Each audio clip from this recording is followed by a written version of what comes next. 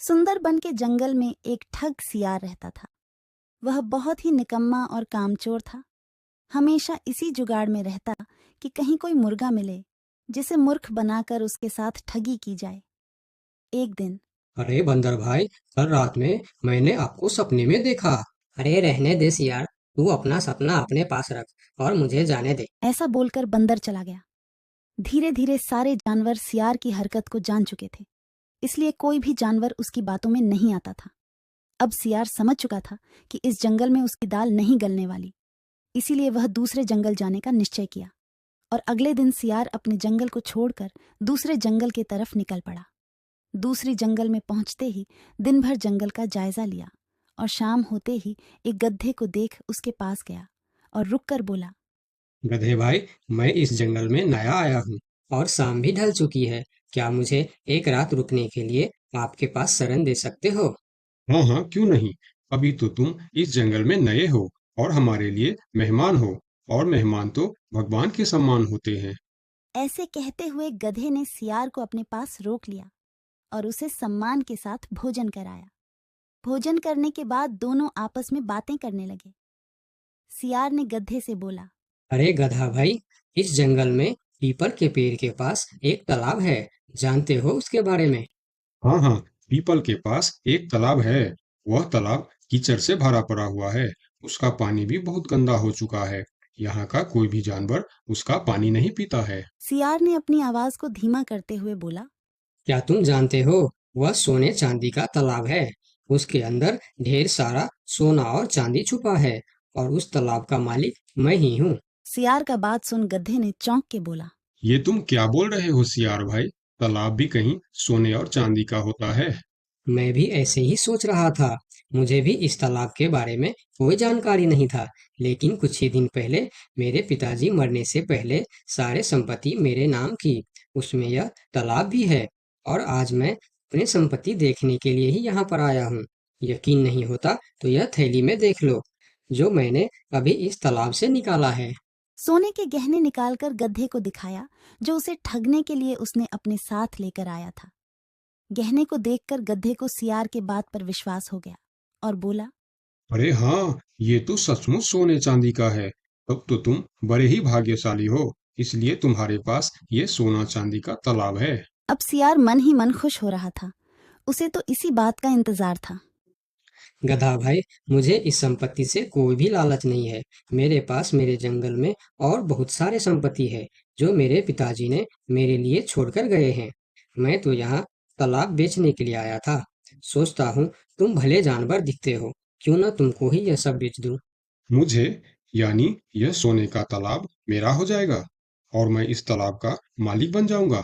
बेचारा भोला भाला गदहा सियार की चिकनी चुपड़ी बातों में बहुत आसानी से आ गया और गधा सियार से सोने का तालाब खरीदने को तैयार हो गया।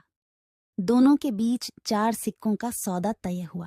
ठीक है सियार भाई, मैं अभी जाकर हिरन के पास से 4 सिक्का लेकर आता हूँ। मेरे पास अपना घर न होने के कारण मैं अपनी सारी कमाई हिरन के पास ही रखता हूँ, और जब भी मुझे जरूरत पड़ता है मैं उससे ले लेता हूँ।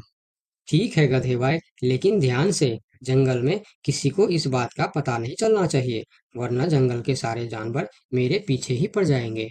ऐसा बोल सियार गधे को भेज देता है और गधा हिरण के पास जाकर अपना सिक्का मांगता है। गधे भाई, घर में सब ठीक तो है ना? आज आपको अचानक से 4 सिक्कों का क्या जरूरत पड़ गया? अरे, वह अपने जंगल में जो तालाब है ना, मैं उसे खरीद रहा हूँ। तालाब खरीद रहे हो? क्या करोगे तुम तालाब खरीद के? तालाब का तो पता नहीं, लेकिन उसमें जितना सोना चांदी है वह सब मेरा हो जाएगा। तालाब में सोना? ये तुम क्या बोल रहे हो भाई? मुझे तो कुछ भी समझ में नहीं आ रहा है।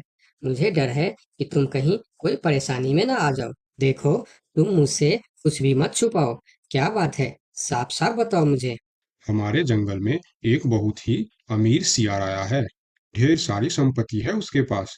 और तो और, हमारे जंगल में जो तालाब है ना, जिसे हम लोग गंदा नाली समझकर उसका पानी भी नहीं पीते हैं, उस तालाब में ढेर सारा सोना और चांदी है। उसने तो मुझे उस तालाब से सोने का गहना भी निकाल कर दिखाया है। उसी तालाब को मैं खरीद रहा हूँ। हम दोनों के बीच 4 सिक्कों का सौदा हुआ है। मुझे तो वह सियार मूर्ख ही मालूम पड़ता है जो इतने सस्ते में सोने का तालाब बेच रहा है। मूर्ख वो नहीं, मूर्ख तुम हो। भला तालाब भी कोई सोने चांदी का होता है? अरे गधा भाई, तालाब से पानी निकलता है, सोना नहीं।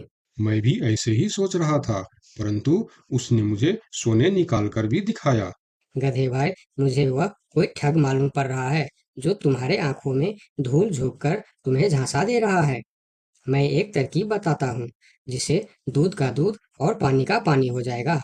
कौन सा तरकीब हिरन भाई? तुम ऐसा करो, उस सियार से बोलो कि मेरा हिरन भाई ने कहा है कि लिखा पढ़ी होगा तभी मैं उसे 4 सिक्का दूंगा, और अगर बिना लिखा पढ़ी से ही काम हो जाता है तो मैं सिर्फ 1 ही सिक्का दूंगा। अगर वह तालाब सच में सोने की है तो वह लिखा पढ़ी जरूर करेगा, नहीं तो वह 1 सिक्के में ही मान जाएगा। हिरण की बात सुनकर गधा हाँ में सिर हिलाया और सिक्का लेकर सियार के पास पहुंचता। सियार भी गधे के आने के इंतजार में उतावला हो रहा था। गधा पहुंचते ही सियार से बोला, सियार भाई, मेरा हिरन भाई ने कहा है, यदि आप लिखा पढ़ी के लिए तैयार हो तो मैं आपको 4 सिक्का दूंगा, वरना बिना लिखा पढ़ी के आप 1 सिक्का ले लो और मुझे यह तालाब दे दो। सियार ठग किसी तरह से जल्दी करके सिक्का लेकर वहां से जाना चाहता था। वह बोला, अरे गधे भाई, तुम बड़े अच्छे और भले मालूम पड़ रहे हो, तुमसे क्या लिखा पढ़ी कराना। चलो, तुम 1 ही सिक्का दे दो। अब गधे को समझने को कुछ बचा ही नहीं था। गधे को समझ में आ गया कि सियार उसको ठगना चाहता है। ठीक है सियार भाई, कोई भी शुभ कार्य करने से पहले मुंह मीठा करना जरूरी होता है। मैं अभी लड्डू लेकर आता हूँ, आप यहीं रुको। गधा जंगल से 2-3 जानवरों को बुला लाया और सियार की जमकर धुनाई कर दी। किसी तरह सियार वहां से जान बचाकर भाग